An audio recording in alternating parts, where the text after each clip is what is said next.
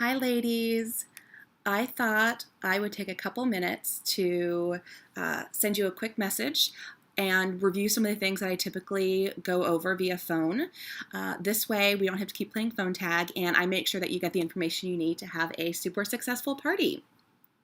So, first of all, I just want to say I'm really excited.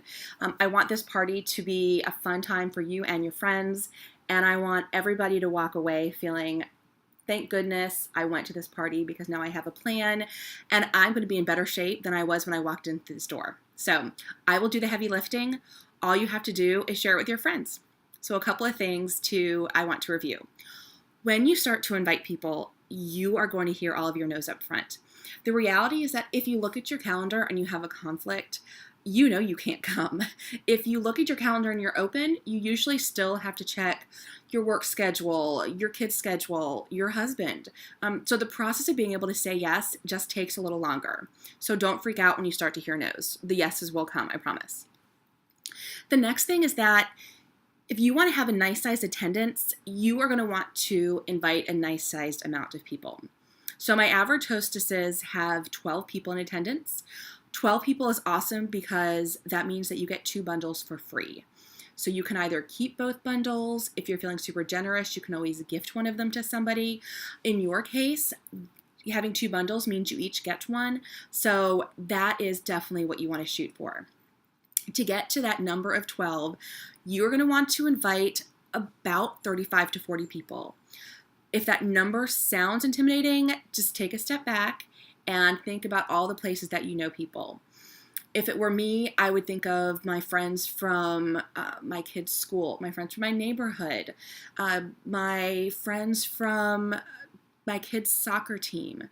So you're probably no different, and it's usually a lot easier to come up with people than you think. And remember, these don't have to be 12 of your nearest and dearest friends. These can be people that you are acquainted with, or that maybe you'd like to get to know better, or anybody that you know that just needs some meals or some help at dinner time. So now that we've talked about inviting people, let's talk about how we are going to invite them. My go-to strategy is to create an invitation that you can email. I've already sent that to you. I know a lot of people love Facebook, and I love Facebook, but I have found that Facebook as a primary means of inviting people, it's just not super effective. They tend to get lost in the shuffle, and many people don't even see the events. So I did set up a Facebook event. I typically do. And you absolutely can use that with one caveat. And that is that it is super important that once that invite is posted, you private message each person and say, hey girl, check your notifications. I sent you an invite to my Wild Tree workshop. You are going to love it. 10 meals in the freezer, done. What could be better? I'm hoping you can make it. What does your schedule look like that day? And just copy, paste, and really it should only take a few minutes. So again, I would like to start with an email. Send that out to the people that you have an email for. We can reference the Facebook event. You can also add them on Facebook, but then also you're gonna, be doing a little bit of extra, just quick messaging to those people that you might only have a Facebook messaging with. So if you don't have their email address, not to worry.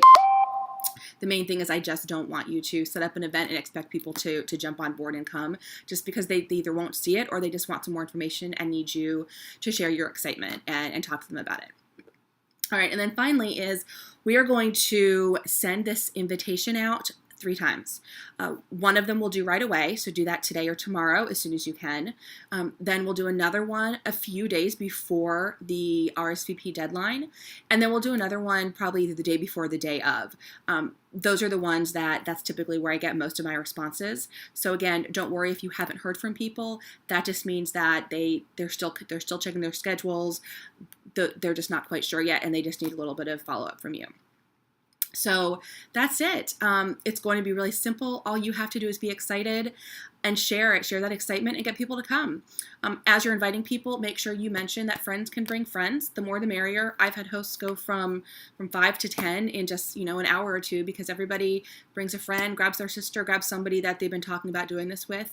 So that's another great way just to get the party started, get the attendance up. So I hope this is helpful. as I said, please feel free to call me, email me, text me, Facebook message, whatever's going to be easiest for you. The rest of the stuff we absolutely can do through texting, not a problem, but just wanted to get a little FaceTime with you and hopefully communicate all the important things that you need to know. So send me any questions, and we will touch base in a couple days, and I'll let you know where you are in terms of your RSVPs, and that's about it. But hope you guys have a great day, a great evening, and we will talk soon. Bye, girls.